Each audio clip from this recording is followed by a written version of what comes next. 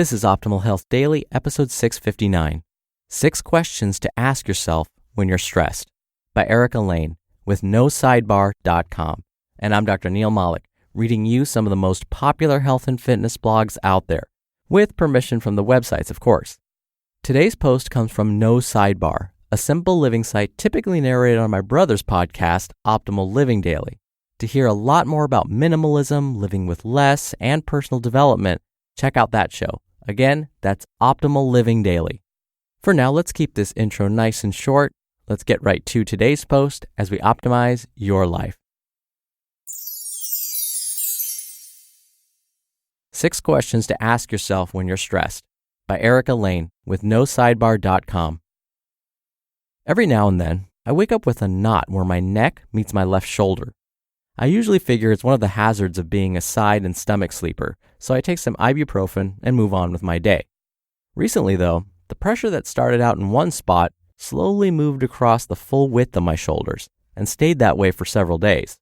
I sat one night with a hot water bottle on my neck, venting to my husband about how crowded my brain felt.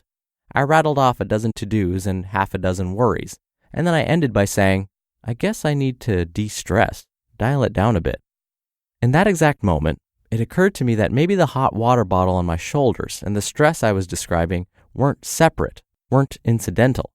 Maybe my body was playing out the stress that originated in my head. Does this happen to you? Do you ever barely register what's going on in your mind until you start feeling it in your body? Whenever it clicks in my head that what I'm feeling is an unhealthy level of stress, I do a handful of things to de-escalate it. If you struggle with stress, I suggest asking yourself these questions next time you feel weighed down by it. 1. Whose feelings am I absorbing? I think women are especially prone to this. Many may be the heartbeats of their home. They're continually monitoring everyone's feelings, and it's almost impossible for them not to pick those feelings up and carry them as their own. Psychologists describe this as being enmeshed. The things people say and feel go straight into our core. It's a draining way to live, and it often sends us careening from enmeshed to disengaged, think your Netflix habit, and back again. So when you feel stress in your body, push yourself to identify whose feelings you're carrying. Is your kid upset because he can't quit piano? Is your spouse anxious about a proposal he's presenting at work? Are 2 of your friends in an argument? The world needs us empaths, but sometimes we have to make sure we're not letting others' feelings rest too heavily on us. 2. How is this stress affecting me? How is it manifesting itself? Have you been short-tempered lately with your kids or friends? Are your shoulders tense like mine were? Maybe you've been watching more TV than normal or browsing too much social media in hopes of escaping it. The more you recognize the damage your stress is doing, the more willing you'll be to release it. 3. What is within my control and what is without? It feels amazing to pinpoint a couple of things you can do right away to reduce your stress. And it also feels amazing to identify a few things that are beyond your control and to loosen your hold on them. Do both, often. 4. Will anything change if I worry about it? I love the Swedish proverb, quote, worry gives a small thing a big shadow, end quote. Too often the issues that seem large and looming when we're in the middle of the worry end up not even materializing. Ask yourself how much joy you're missing out on by planning for the worst. 5. What can I set down for a season? On a practical level, if you're stressed, you probably have a few too many balls in the air. While life is short and deserves to be lived fully in the time we have, I like to let myself off the hook by believing that life is also long. Long enough, or at least I hope it will be, for me to do everything I want to do. Setting something down for a week or a month or a couple of years doesn't mean you'll never pick it back up again. Quote, if you board the wrong train, it is no use running along the corridor in the other direction. Dietrich Bonhoeffer. 6. How can I fill my tank? Step 1. Strip away some of the stressors. Step 2, equally important and arguably more so, pour on the self-love. Taking care of yourself isn't just something to do, it's a way to live. It's a continuous process of valuing yourself, your time, your energy, your worth. It's essential to balancing out the pressures of day-to-day life. I'm close enough to people who are continuously plagued by stress. It takes a lot of self-checking to keep it at bay, but I can tell you this, it feels so much better to walk around with relaxed shoulders.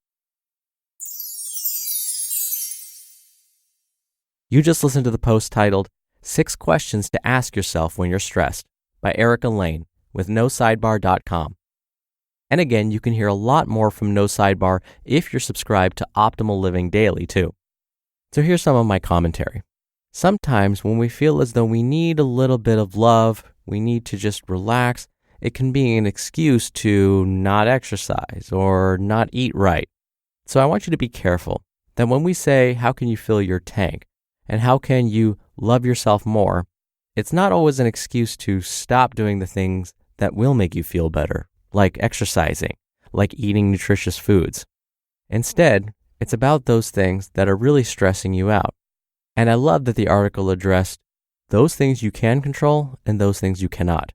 What we're finding is much of our stress is based on those things that we have no control over. That's what stresses us out. It's like the Rolling Stones say, I can't get no satisfaction. I can't control these things. I can't make them go my way, and therefore I end up frustrated. That frustration can turn to anger and therefore stress.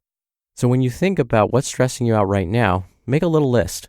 And after you make that list, look carefully at the items you've written down. Which of those things do you have some control over? Those that you have no control over, like let's say traffic, cross those off your list. Then those things over which you do have control, those are the ones where you want to write down some action, things that you can do to exert that control. That right there, that alone will help you feel less stressed. The next step then is to actually exert that control in reality. And for those items that you've crossed off your list, those things you can't control, what we're going to need to do then is find a way to deal with that stress. Since you have no control over it, you're going to need to let it go. You need to breathe deeply when you encounter that stress. Think happy thoughts. If the traffic is stressing you out, turn to a radio station you enjoy. Listen to Audible. You need to find a way to cope with that stress and not let it bother you.